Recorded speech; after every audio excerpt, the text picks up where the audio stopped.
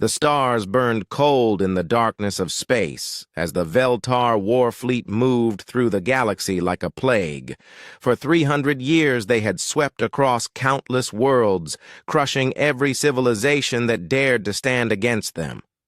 Their black ships moved in perfect formation, each one the size of a small moon, carrying weapons that could turn planets into ash. Admiral Kithran stood on the bridge of his flagship, the Dominion's Fist. His pale blue skin gleamed under the harsh lights, and his 4 arms moved with practiced precision as he reviewed the star maps.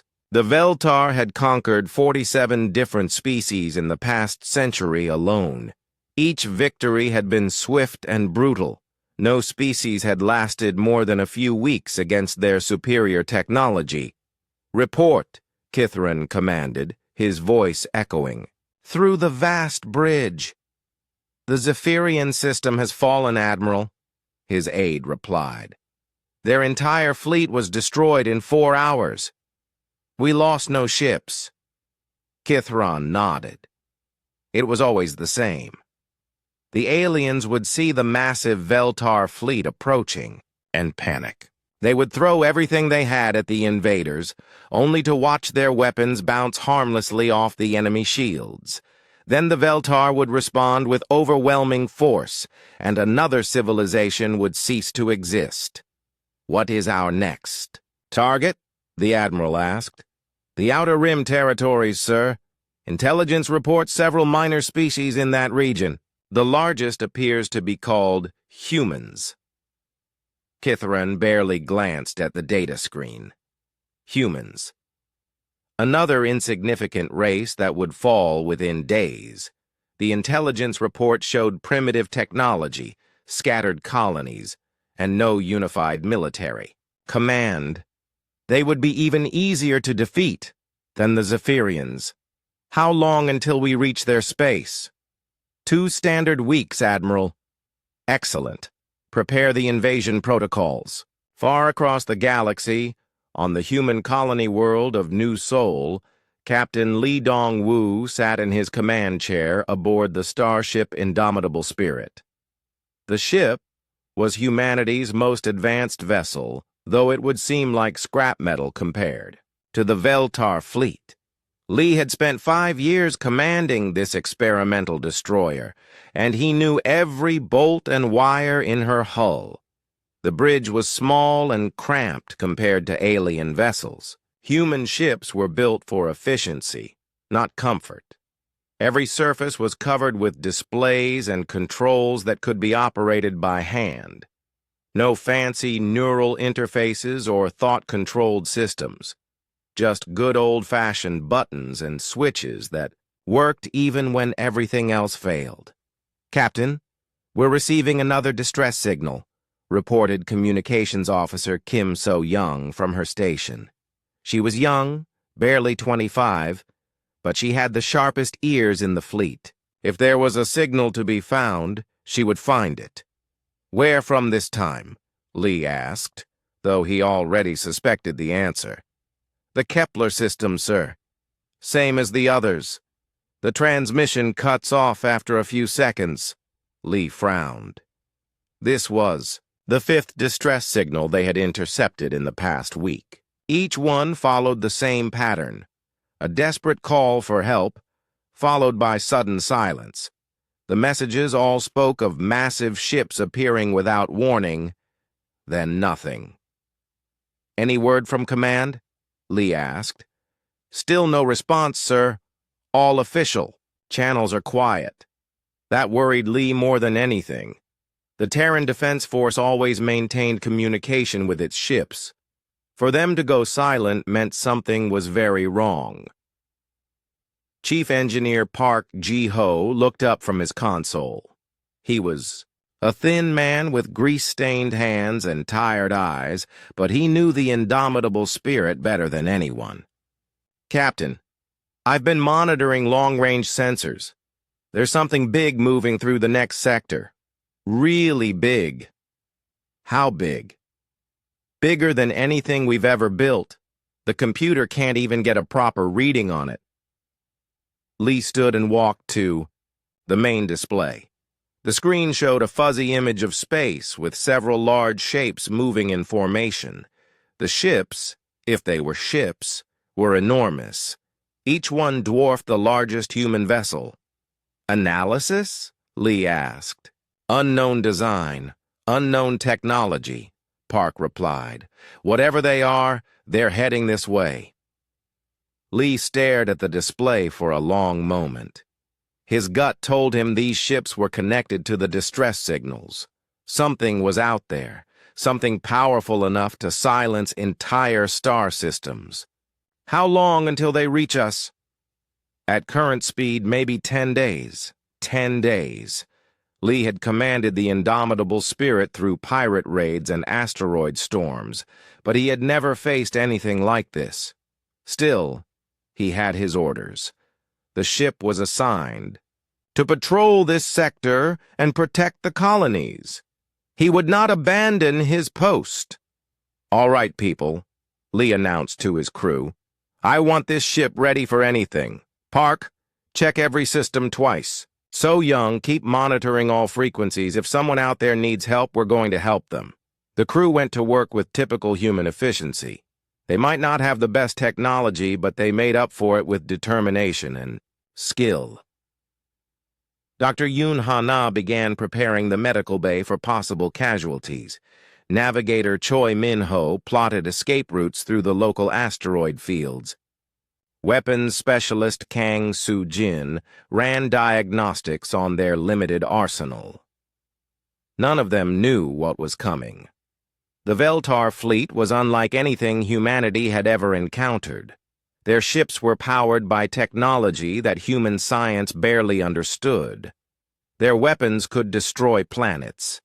Their shields could withstand any attack. But the Veltar had never fought humans before. As the alien fleet moved through space, Admiral Kithran reviewed the intelligence reports one more time. The humans had some interesting technology. Fusion, reactors, magnetic rail guns, primitive energy shields.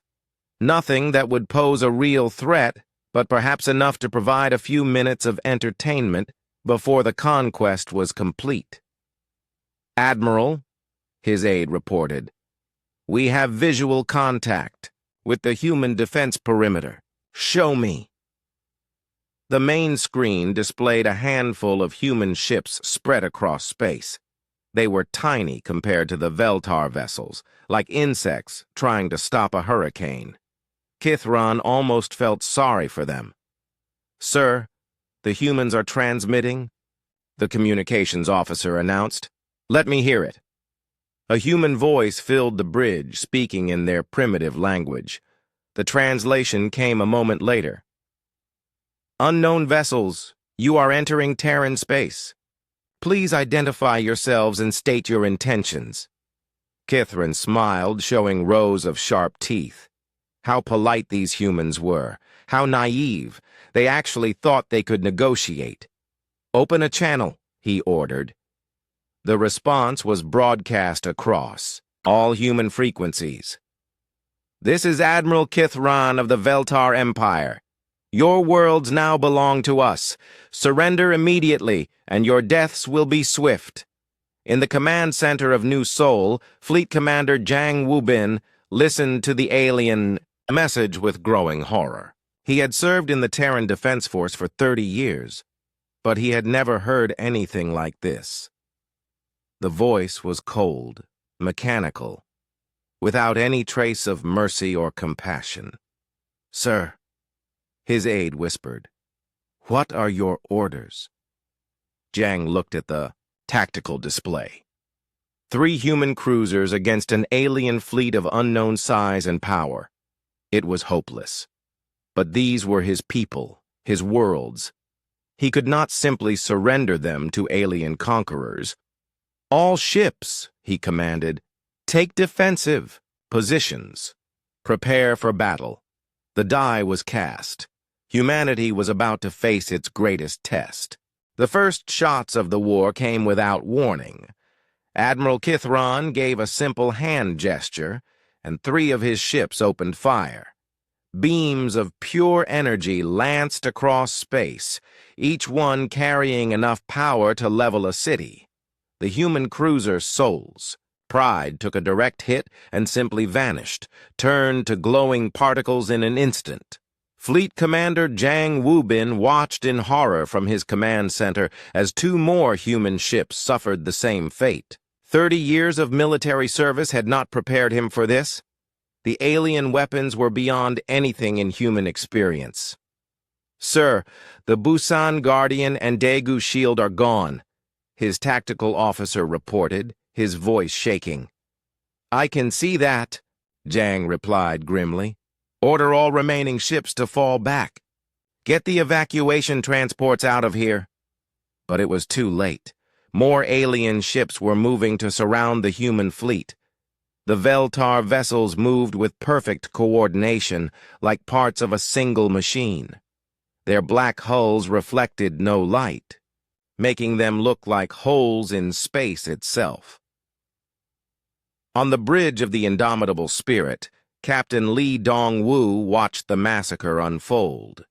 His ship was positioned near the edge of the battle zone, close to a group of civilian transports carrying refugees from the outer colonies.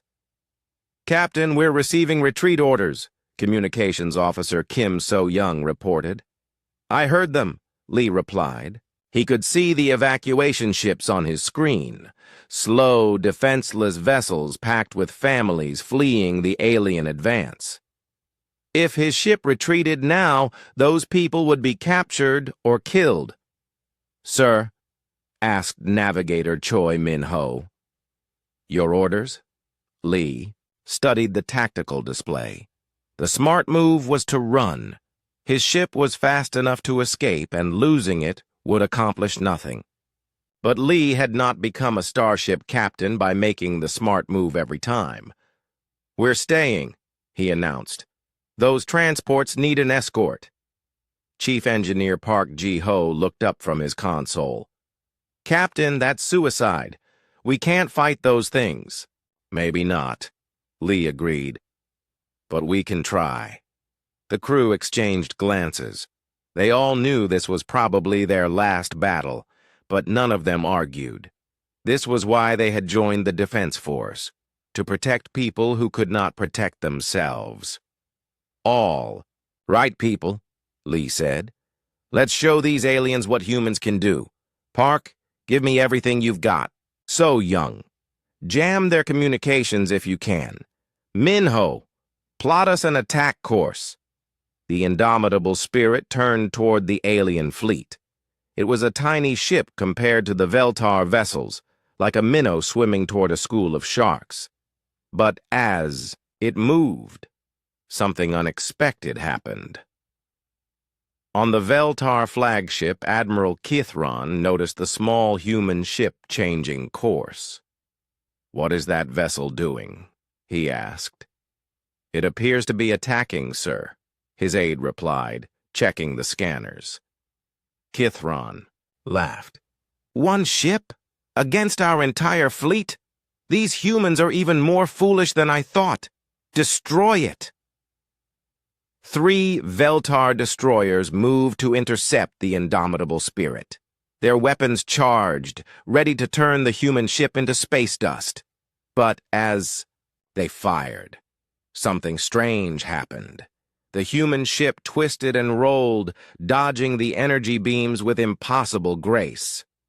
Navigator Choi Min-ho gripped his controls as the ship spun through space. He had learned to fly in the asteroid fields around New Seoul, where one wrong move meant death. That training served him well now as he piloted the ship through the alien weapons fire. "How is he doing that?" demanded the Veltar weapons officer. "Their ship is too small and fast," came the reply. "Our targeting computers cannot lock on." This was the first surprise. Veltar ships were designed to fight other large vessels in formation combat. Their weapons were powerful, but slow to track small, fast targets. The human ship was like a mosquito buzzing around elephants. But Captain Lee had more surprises in Store. As the indomitable spirit raced toward the enemy, Chief Engineer Park Ji-ho worked frantically at his console. "Captain, I'm rerouting power from life support to the weapons," he reported. "Can we survive that?"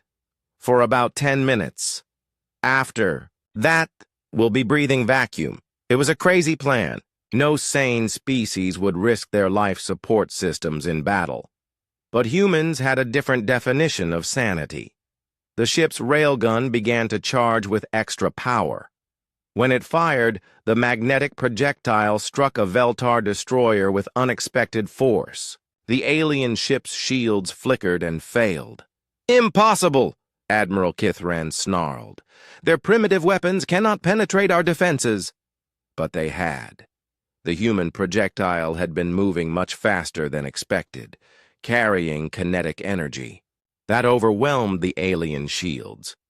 It was a trick that only worked once. The Veltar would adjust their defenses now. But it proved that the aliens were not invincible. Dr. Yoon Ha-na had been studying the alien ships through the ship's sensors. As the battle raged around them, she made a crucial discovery. "Captain," she called out, "I'm detecting something strange about their coordination. They're all linked somehow. Some kind of neural network." "What does that mean?" Lee asked, ducking as another energy beam passed overhead. "It means they think as one mind. That's why their formations are so perfect. But it also means they have a weakness." "I'm listening." "Neural networks need predictable inputs to function. If we can be unpredictable enough, we might be able to confuse their system." Lee grinned. Being unpredictable was something humans excelled at. "Park, can you overload our engines?" "Beyond safe limits? Sure, but do it. Minho, I want you to fly like you're drunk. Change course every few seconds, no pattern. So young, broadcast random noise on all frequencies." The indomitable spirit began to move in ways that made no sense. It would accelerate toward an enemy ship, then suddenly veer away for no reason. It would spin in circles, then dart off in a random direction. To the Veltar, it looked like the human ship was malfunctioning. But the chaotic movement had an unexpected effect. The Veltar ships began to hesitate, their coordination breaking down. Their shared mind could not process the illogical human behavior. "Sir, our targeting systems are having difficulty," reported a Veltar officer. "How can they have difficulty with one small ship? The vessel's movements do not follow any tactical pattern. Our computers cannot predict its next action." This was the second surprise. The Veltar relied on logic and predictability. Their entire military doctrine was based on calculated responses to enemy actions. But humans did not always act logically. Weapons. Specialist Kang Soo-jin took advantage of the confusion. As the alien ship struggled to track the indomitable spirit, she fired everything they had. Missiles, railgun rounds, even the emergency flares, anything that might damage the enemy. Most of the shots missed, but a few struck home. The Veltar ships were not seriously damaged, but they were clearly surprised.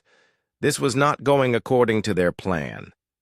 "Captain," Communications Officer Kim So-young reported, "I'm picking up chatter from the evacuation transports. They're getting away." Lee felt a moment of satisfaction. They had done their job. The civilians were safe. Now they just had to survive long enough to tell someone about what they had learned.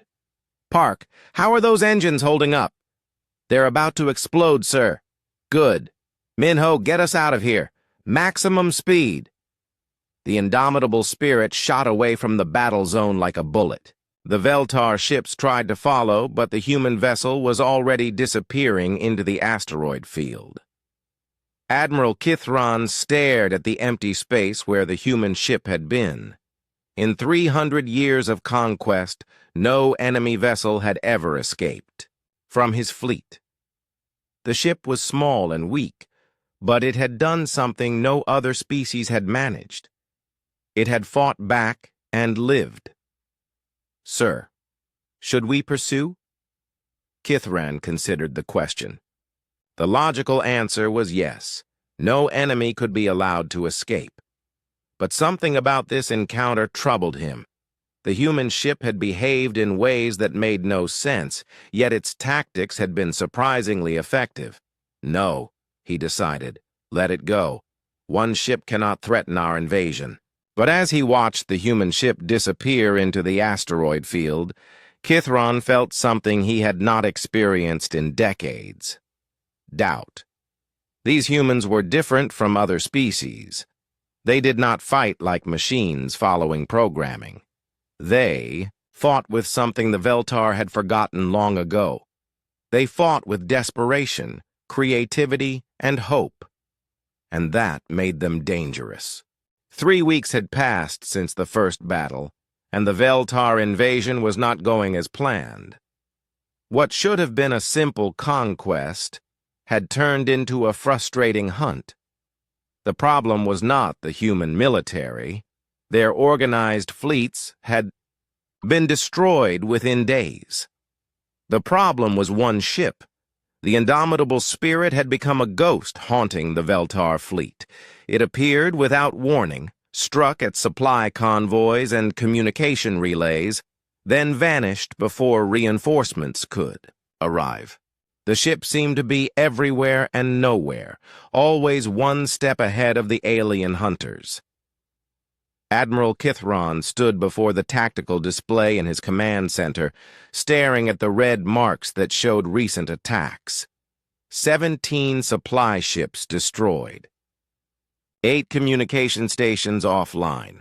5 patrol squadrons damaged. All by a single human vessel that should have been destroyed weeks ago. "Report," he commanded his intelligence officer. "The human ship struck again this morning, sir. They hit a fuel depot in the Kepler system. By the time our response team arrived, they were gone." "How is this possible?" Kithran demanded. "We have more ships than they can count. We have superior technology. How does one primitive vessel continue to evade us?" The intelligence officer hesitated. "Sir, we believe they are not fighting like other species. Our battle computers cannot predict their movements because they do not follow logical patterns." Kithran had heard this explanation before, but it still made no sense to him.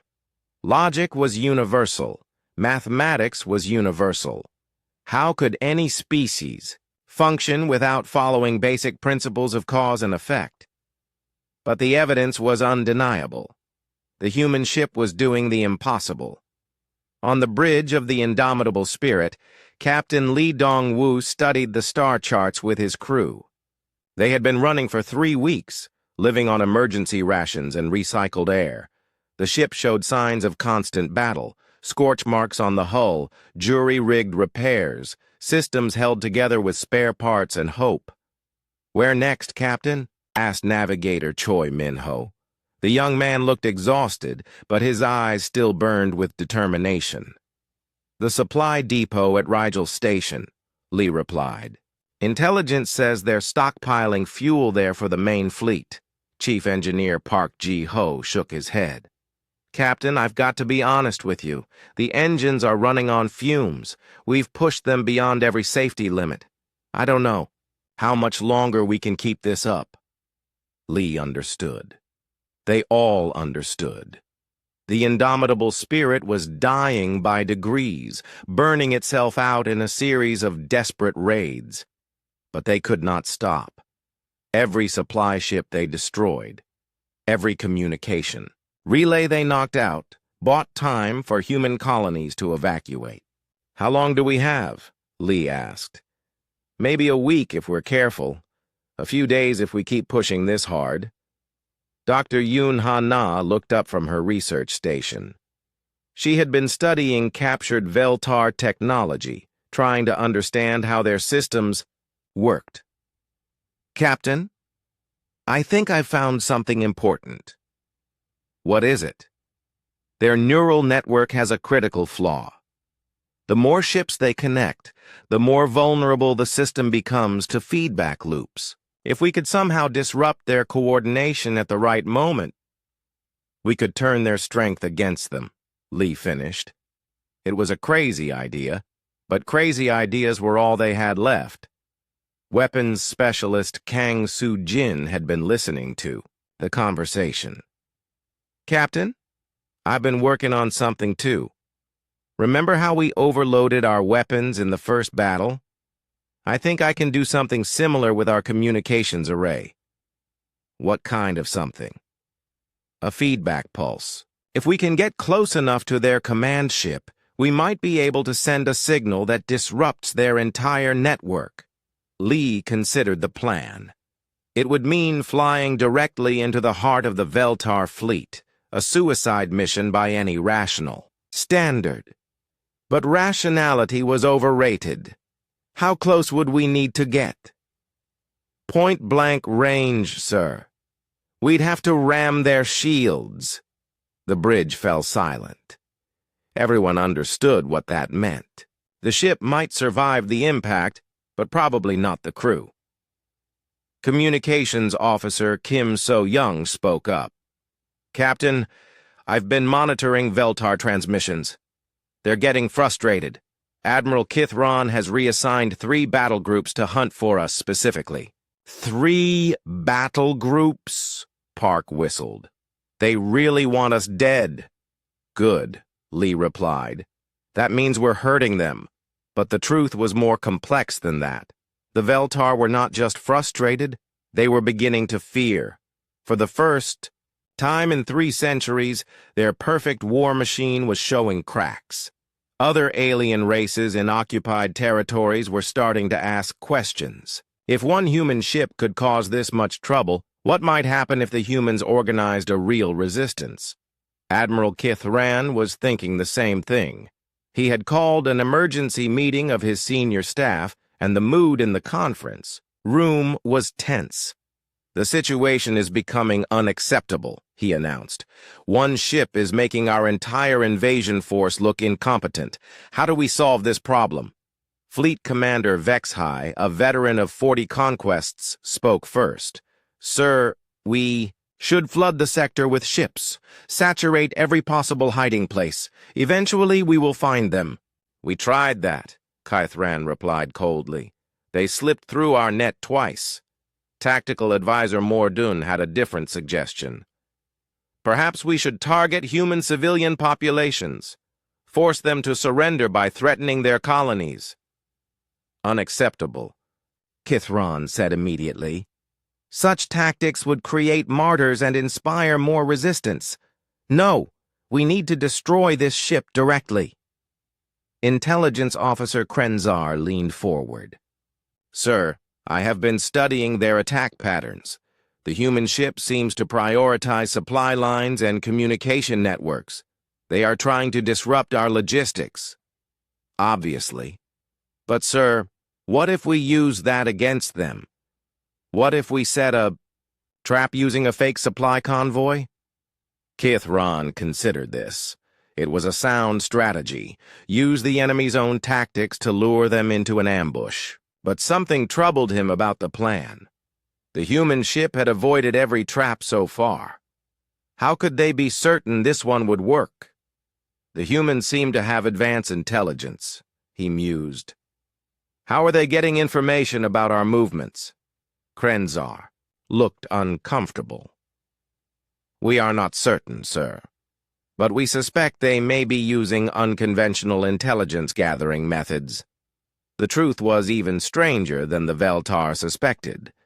The indomitable spirit had no spy network, no advanced sensors, no secret sources of information. They were succeeding through something much simpler, pure human intuition. Navigator Choi Min-ho had grown up on a mining world where survival depended on reading subtle signs in asteroid movements and solar radiation patterns. He could sense when something felt wrong about a tactical situation, even when he could not explain why. Communications Officer Kim So-young had learned to detect lies in radio transmissions while working as a civilian traffic controller. She could tell when Veltar communications were trying too hard to sound routine. Dr. Yoon Ha-na combined her scientific training with an artist's intuition, seeing patterns that computers missed, and Captain Lee Dong-woo tied it all together, with the kind of command instinct that could not be programmed or taught. Together, they formed something the Veltar had never encountered, a crew that operated on instinct as much as logic, making decisions based on feelings and hunches that somehow turned out to be correct. The trap Admiral Keithron was planning would fail for exactly this reason. When the fake supply convoy appeared on their sensors, something would feel wrong about it. Choi Min-ho would frown at his navigation display. Kim So-young would notice odd patterns in the enemy communications. Dr. Yoon Ha-na would point out that the convoy's formation did not match standard Veltar logistics protocols. And Captain Lee would listen to all of them, weigh their concerns against the potential target, and make the decision that had kept them alive for 3 weeks. When in doubt, trust your instincts. But the Veltar did not understand instincts. They understood data, logic, and predictable responses. To them, the human ship's behavior seemed random and chaotic. They could not comprehend that chaos itself could be a weapon. As the indomitable spirit prepared for its next raid, Captain Lee gathered his crew for a final briefing. They all knew this could not continue much longer. The ship was falling apart. The crew was exhausted, and their luck was bound to run out eventually, but they also knew they had accomplished something important. They had proven that the Veltar were not invincible. They had bought time for human colonies to prepare defenses. Most importantly, they had shown the galaxy that some fights were worth having, even when victory seemed impossible. "All right, people," Lee announced. "One more mission. Let's make it count." The ghost ship prepared to strike again, carrying with it the hopes and dreams of an entire species. The Veltar might have superior technology, but humans had something better: the stubborn refusal to give up no matter what the odds. The news spread through human space like wildfire. A single ship was fighting back against the aliens. The indomitable spirit had become more than just a vessel. It was a symbol of hope in humanity's darkest hour. Captain Lee Dong-woo did not. No, he had become a legend. He was too busy trying to keep his ship and crew alive. But across dozens of human colonies, people gathered around communication terminals to hear the latest reports of the ghost ship's raids. Children drew pictures of the brave starship. Adults whispered stories of the crew that refused to surrender. On the mining world of Titan's Rest, a group of workers huddled around an old radio in their break room. The broadcaster's voice crackled through the static. "This is Free Human Radio, broadcasting from a mobile station. Today marks the 40th day since the indomitable spirit began its campaign against the Veltar occupation forces. Latest reports indicate the ship struck 3 more supply convoys in the Vega sector." Foreman Bae Ye-jin turned to her crew. "You hear that? One ship is making the aliens sweat. Maybe it's time we stopped hiding and started fighting back." The miners looked at each other uncertainly. They had families to protect, lives to preserve, but they also had pride, and that pride was stirring.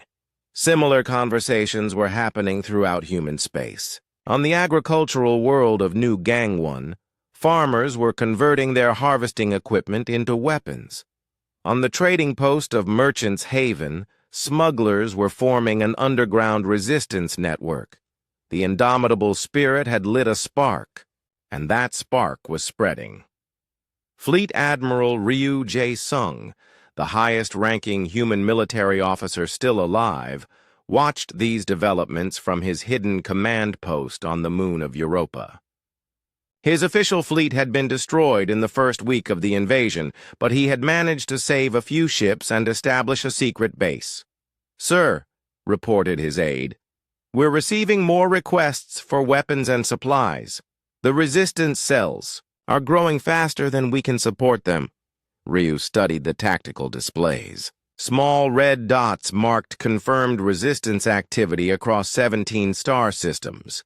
It was not much compared to the vast Veltar fleet, but it was a beginning. "What's the status of our hidden shipyards?" 3 facilities are still operational, sir. They're converting civilian vessels for military use. Nothing as advanced as the indomitable spirit, but they'll fight. Ryu nodded. The human fleet might be gone, but human ingenuity remained. Mining ships were being fitted with railguns. Cargo vessels were loaded with missiles. Even passenger liners were being turned into troop transports. The ships looked nothing like proper military vessels. Each one was unique, cobbled together from whatever parts were available. But that was becoming an advantage. The Veltar were used to fighting organized fleets with standardized equipment. These improvised warships were as unpredictable as the indomitable spirit itself. On the agricultural world of New Busan, Dr. Oda Young was working in a hidden laboratory. She had been a civilian researcher before the invasion, studying alien biology from peaceful first contact missions. Now she was developing weapons. "The Veltar nervous system has several vulnerabilities," she explained to the resistance leaders gathered around her table. "Their neural implants allow for rapid communication, but they also create dependency. If we can disrupt those implants—" She gestured to a device on the laboratory bench. It looked like a modified medical scanner, but its purpose was far more sinister. This produces a specific frequency that interferes with Veltar brain patterns. It won't kill them, but it will cause severe disorientation and pain. Resistance leader Nam Tai-hyun picked up the device. "How close do we need to get?" 20 meters for full effect, 50 meters for partial disruption. It was not much, but it was something. Every small advantage might make the difference between victory and extinction. The Veltar were beginning to realize they faced a new kind of war. Admiral Kithron received daily reports of attacks on his forces throughout human space. The incidents were small: a patrol ship ambushed here, a supply depot sabotaged there, but they were multiplying. "Sir," reported Intelligence Officer Krenzar, "we have confirmed resistance activity in 19 systems. The attacks appear to be coordinated." "Coordinated by whom?" "Unknown, sir. We believe the humans are using some form of quantum communication we cannot intercept." The truth was simpler and more frustrating. The humans were not using advanced communication technology. They were using the oldest method of all: stories. Every successful resistance attack became a tale that spread through the underground networks. Young pilots heard about the mining crew that destroyed a Veltar patrol ship using improvised explosives. Engineers learned from the farmers who turned their irrigation systems into defensive weapon networks. The knowledge spread organically, person to person, world to world. The indomitable spirit had started this wave of resistance, but it was no longer alone. Other ships were joining the fight, each with its own crew of desperate humans refusing to surrender. The cargo vessel Steadfast Hope had been converted into a missile platform by its crew of merchants. Captain Shin Bo-Ram had loaded her holds with every explosive device they could find, turning her ship into a flying bomb. The mining ship Iron Will carried Security Chief Hong Gi-tae and a crew of former soldiers who had been working the asteroid. belts when the invasion began. They had welded armor plating to their hull and mounted railguns where the mining lasers used to be. The passenger liner New Dawn was now commanded by Captain Co. Hyun-woo, who had evacuated 3 colonies before, deciding to fight back. His ship carried no weapons, but it served as a mobile command center, coordinating resistance activities across multiple systems. None of these ships were as advanced as the Indomitable Spirit, but together, they formed something the Veltar had. Never faced, a guerrilla fleet operating without central command or formal structure. Admiral Kithron was discovering that fighting an organized enemy was much easier than fighting chaos. When the Zephyrian fleet had challenged him, he could predict their movements, counter their strategies, and defeat them through superior firepower. But how do you fight an enemy that has no strategy? How do you defeat ships that appear from nowhere, strike without warning, and vanish before you can respond? "Sir," his tactical advisor reported, "we have lost another supply convoy. This time it was attacked by what appears to be a converted mining vessel." "Destroyed?" "No, sir. Captured. The humans took the supplies and vanished." This was a new development.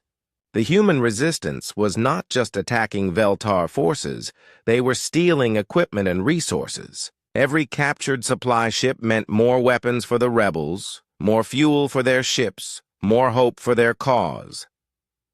Meanwhile, on the bridge of the Indomitable Spirit, Captain Lee Dong-woo was planning his most daring raid yet. The ship was barely holding together after 6 weeks of constant fighting. Chief Engineer Park Ji-ho had performed miracles keeping the engines running, but even miracles had limits. "Captain," Park reported, "I've got good news and bad news. The good news is I found a way to boost our sensor array. The bad news is it'll probably burn out our communication system." "For how long?" "Maybe permanently." Dr. Yoon Hana looked up from her research station. "Captain, if Park can boost our sensors, I might be able to map the Veltar command network. We could identify their flagship." Lee considered this. Finding the enemy command ship had been a dream since the war began. If they could strike at the heart of the Veltar fleet, disrupt their coordination, what would we need to do? Get close enough to scan their entire formation, maybe 1,000 kilometers from their flagship. Communications Officer Kim So-young whistled. "That's suicide range, Captain. We'd never get out alive." "Maybe," Lee agreed. "But if we can take out their command ship, it might save millions of human lives." The crew fell silent. They all understood what he was suggesting. This would be their final mission, a last, desperate gamble with everything at stake. Navigator Choi Min-ho was the first to speak. "I can get us there, Captain. I know a route through. The Centauri Nebula that might hide us from their sensors." Weapons Specialist Kang Soo-jin nodded. "I've been saving our best missiles for something special. This qualifies." One by one, the crew volunteered for what they all knew was a suicide mission. They had been running on borrowed time for weeks. Now it was time to pay the bill, but they were not alone anymore. Throughout human space, other crews were making similar choices. The resistance was growing stronger every day, fed by stories of the ghost ship that refused to die. The final battle was coming, and humanity would meet it on their own terms. The Proxima sector became the graveyard of empires. Admiral Kithron had assembled the largest fleet in Veltar history. Over 3,000 ships arranged in perfect formation, their black hulls blocking out the stars. This would be the final assault on Earth itself, the blow that would crush human resistance forever. But as the massive alien armada moved toward the human homeworld, they were not alone in space. Captain Lee Dong-woo stood on the bridge of the Indomitable Spirit, watching his sensors display something that should have been impossible. Hundreds of human ships were converging on the Proxima sector from all directions. They were not the sleek warships of the old Terran Defense Force. Those had been destroyed weeks ago. Instead, the human fleet looked like a collection of space junk. Converted mining vessels, armed cargo ships, modified passenger liners, and experimental prototypes that barely held together. Captain, Communications Officer Kim So-young reported, "We're receiving signals from over 400 vessels. The resistance fleet is ready." Lee felt a surge of pride mixed with sorrow. These brave crews had answered the call, knowing they were flying to their deaths. Each ship represented a group of humans who had decided that some things were worth dying for. Fleet Admiral Ryu Jae-sung's voice came over the command frequency. "All ships, this is Admiral Ryu aboard the makeshift flagship New Seoul. Today, we fight not just for Earth, but for the right of every species to choose their own destiny. The aliens think we are weak because we do not think like machines. Let us show them that our differences are our strength." The human fleet spread out in a formation that made no sense to military textbooks. Fast ships mixed with slow ones, heavily armed vessels next to barely armed transports. It looked chaotic and disorganized, which was exactly the point. Admiral Keith Wren observed the approaching human force with a mixture of contempt and confusion. "How many ships do they have?" "Approximately 430 vessels, sir," his tactical officer reported. "Most appear to be civilian craft with makeshift weapons." "Against our 3,000? Kithran laughed. "This will be over in minutes." But Intelligence Officer Krenzar looked worried. "Sir, I recommend caution. These humans have surprised us before." A few raids against supply convoys, Kethron dismissed. "This is a real battle. Watch how quickly they break when faced with overwhelming force." He could not have been more wrong. The battle began when the Veltar fleet opened fire with their massive energy weapons. Beams of destroying light lanced across space, and a dozen human ships vanished instantly. But instead of breaking formation, the surviving ships did something unexpected. They scattered in every direction. Captain Shin Bo-ram of the cargo vessel, Steadfast Hope, led her squadron in a crazy spiral dive toward the enemy fleet. Her ship was loaded with every explosive device the Resistance could find, turning it into a guided missile with a human crew. "This is for New Busan!" she shouted over the radio as her ship rammed into a Veltar cruiser. The explosion lit up, space like a new star, taking out 3 enemy vessels in the blast. Captain Seo Hyun-woo's passenger liner New Dawn could not fight directly, but it served a different purpose. Operations Coordinator Nam Tae-hyun used the ship's powerful communication array to coordinate attacks across the battlefield. Mining ships, attack formation 7. Cargo vessels, implement scatter pattern Delta. All fighters, follow Lieutenant Hong Gi-tae's lead. The human fleet moved like a living thing, constantly changing and adapting. Each ship fought according to its own capabilities, yet somehow they worked together. The Veltar had never seen anything like it. "Sir, our formation is being disrupted," reported the Veltar tactical officer. "The enemy ships are too unpredictable. Our computers cannot calculate proper firing solutions." Admiral Kithran watched in growing alarm as his perfect battle formation began to fall apart. The human ships were everywhere, above, below, weaving through his fleet like angry wasps. His ships were too large and slow to track such small, fast targets. But the real surprise came when the Indomitable Spirit made its move. Captain Lee Dong-woo had been waiting for the perfect moment. As the battle raged around them, he ordered Navigator Choi Min-ho to take them straight into the heart of the enemy formation. There, Dr. Yoon Ha-na pointed to the massive ship at the center of the Veltar fleet. That's their flagship. If we can disrupt their command network, Chief Engineer Park Ji-ho looked up from his console. Captain, I've got the sensor array boosted to maximum, but this is going to burn out everything. Engines, weapons, life support. We'll have maybe 5 minutes before the ship goes dead. That's all we need, Lee replied. Soo-jin, are the feedback missiles ready? Weapons Specialist Kang Soo-jin nodded grimly. Loaded and armed, sir. If we can get close enough to their command ship, the indomitable spirit shot forward like a bullet, racing through the chaos of battle toward the enemy flagship. Veltar ships tried to intercept them, but the little human vessel was too fast, too unpredictable. Communications Officer Kim So-young worked frantically at her station. I'm detecting their command frequency. If I can modulate our signal just right. The plan was insane, brilliant, and typically human.